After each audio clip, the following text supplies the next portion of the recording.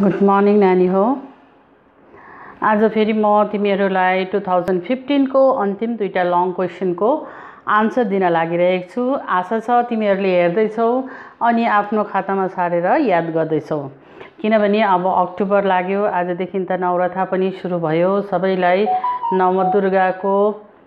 नवदुर्गा भवानीले सुस्वास्थ्य राखुन् अनि तिमीहरू राम्रो पढ्न सकौ हैन।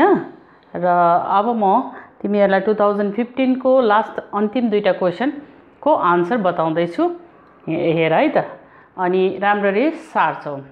र प्रश्न छ, analyse the factor responsible for the development of petrochemical industry in western India. भारतवर्षको पश्चिमी भागमा पेट्रोकेमिकल इन्डस्ट्रीको बारेमा के फ्याक्टर्सहरू छ, त्यहाँनिर किन चाहिँ पेट्रोकेमिकल इन्डस्ट्री डेभलप भयो त्यसबारे के छ लेख्नु पर्ने छ। ओके, त यहाँ भन्दैछ petrochemical industry of western India is entirely based upon oil field and oil refineries of Gujarat Maharashtra region. Okay, त्यहाँनिर के छ ओइल रिफाइनरी छ। त हामीले इन्डस्ट्रीमा पनि पढ्यौँ, जहाँ र मेटेरियल छ त्यहीँनिर इन्डस्ट्री के हुन्छ स्टाब्लिस हुने चान्सेस हुन्छ।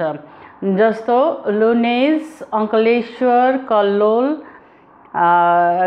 कासम्बा, क्याम्बे and Mehsana in Gujarat have large deposit of petroleum.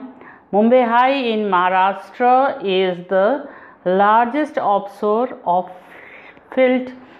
field in India. Large amount of natural gas are present in this basin. यहाँनिर तिमीहरूको के पनि देखाइएको छ, नक्सामा पनि देखाइएको छ, त्यो नक्सा पनि हेर्छौ, बुझ्यौ त। So petrochemical industry, these oil fields supply petroleum to the petrochemical industry of Western India.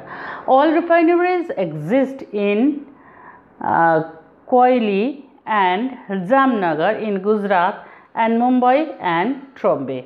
In Maharashtra, the waste product from the oil refineries are used as a raw material for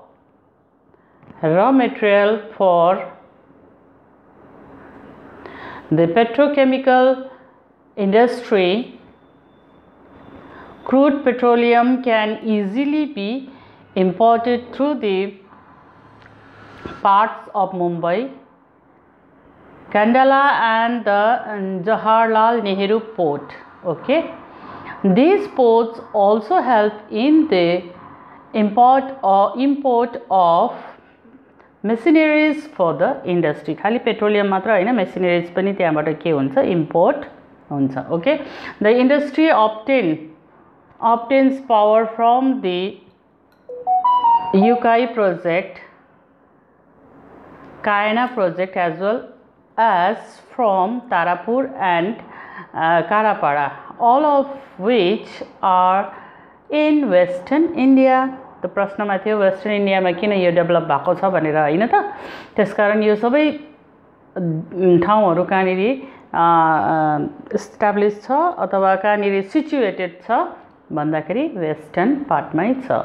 a dense network of roads and railways in this region helps in the distribution of petrochemical and also in the transport of raw materials. Skilled labor and technical experts are available in these areas. Okay, so Maharashtra and Gujarat are both highly industrialized states, hence the infrastructures required for the petrochemical industries was already existing here. Most of the petrochemical factories are located in the outskirts of the cities in order to avoid environmental pollution. Hence, large area of the vacant lands were needed for the setting of the factories which were available in this region. Finally, it must be stressed that Western India stressed that Western India is a developed region and therefore petrochemicals are in the large demand here.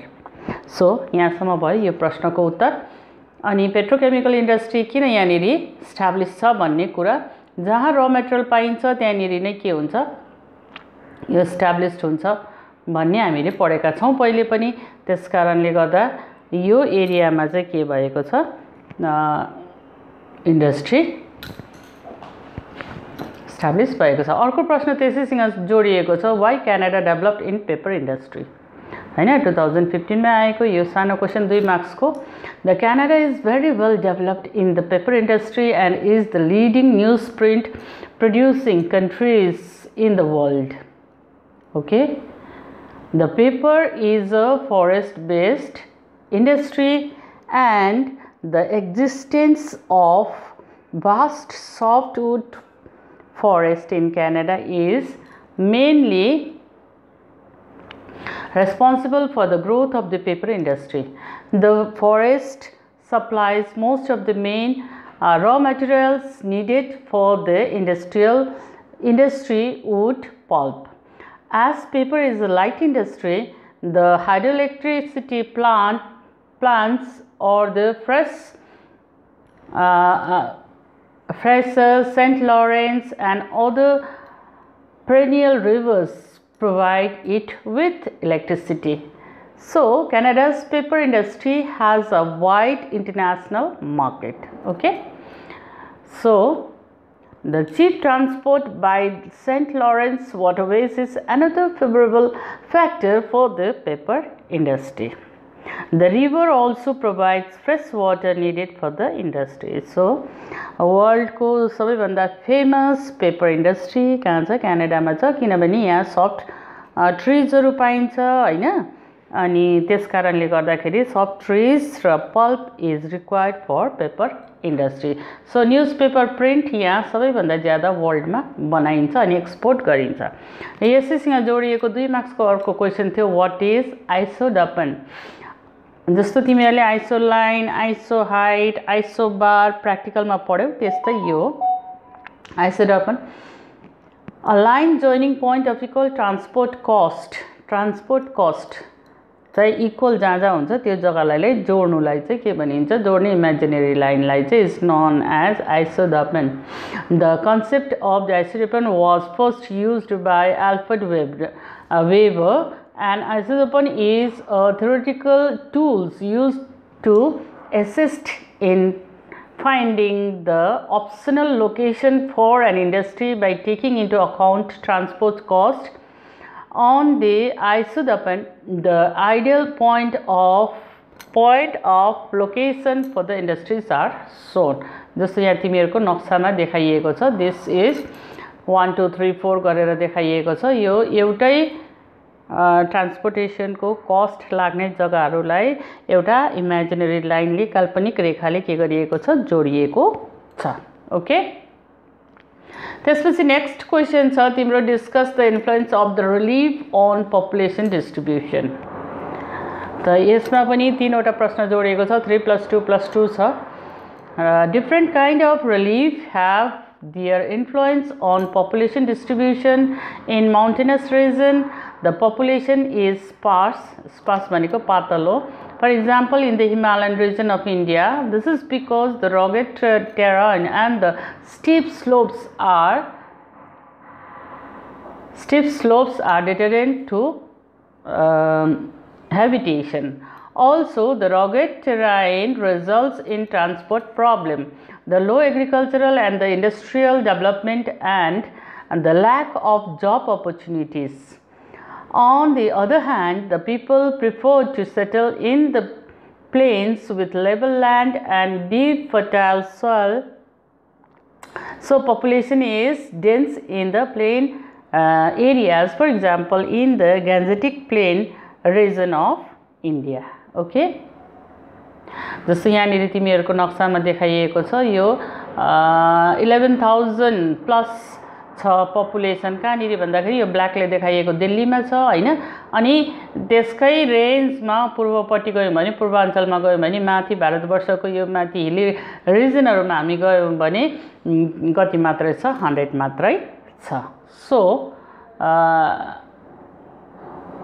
यसले टेराइनले कति असर पार्छ पहाडी क्षेत्रमा मानिसहरूलाई जिउनु अप्ठ्यारो हुन्छ धेरै कस्टली हुन्छ ट्रान्सपोर्टेसन प्रब्लम हुन्छ त्यसकारणले गर्दा मानिसहरू कहाँ बस्न रुचाउँछन् प्लेन रिजनमा बस्न रुचाउँछन् त्यसरी नै अर्को एचएसमा 2015 मा आएको प्रश्न छ how does micro planning region differ from macro planning region त कलममा दिएको छ 1 and 2 र म 1 गर्दै तिमीहरुलाई पढेर सुनाउँछु the micro MICRO micro and macro MACRO spelling याद गर्छौ है एउटै जस्तो लाग्छ तर माइक्रो र म्याक्रो ओके माइक्रो भनेको a micro planning region is a small administrative unit त्यसरी नै macro planning region corresponds to a large administrative unit okay त्यसपछि planning region planning is micro planning is undertaken on a small scale the planning is undertaken in a large scale number 3 therefore the capital required to implement the plan is less यहाँ भन्दैछ तिम्रो hence the capital required to implement plan is more त्यसरी नै number 4 मा छ the function of a micro planning region are simple such as elementary health services education etc त यहाँ भन्दैछ तिम्रो macro level मा in case of macro planning region the higher order functions have to be performed such as advanced health services higher education major irrigation project and the river valley project etc river valley project भनेपछि it's a big project okay त्यसरी number 5 मा छ it lies at the lowest level of the hierarchy of planning region it lies as the higher level in the hierarchy of the plain region त्यसरी number 6 मा छ the planning is done by the district administration block administration and the village panchayat but in the macro level what happened the planning is undertaken by the central government and the national planning commission okay अब next मा जाउँ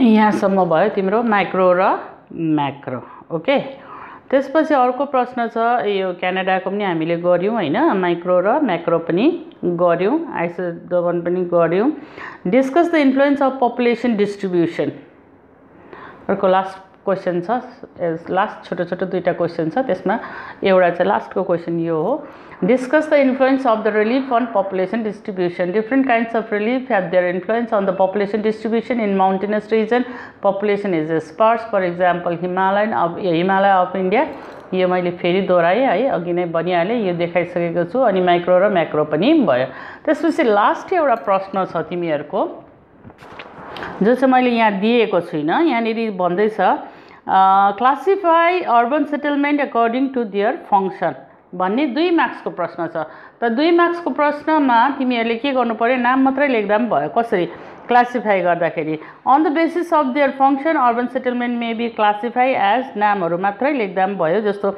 military town or the military town त्यसपछि pilgrimage centre university town cultural centre administrative town हैन mining town अनि industrial town trade centre tourist centre etcetera etcetera त यहाँसम्म तिमीहरुको भयो 2015 को प्रश्न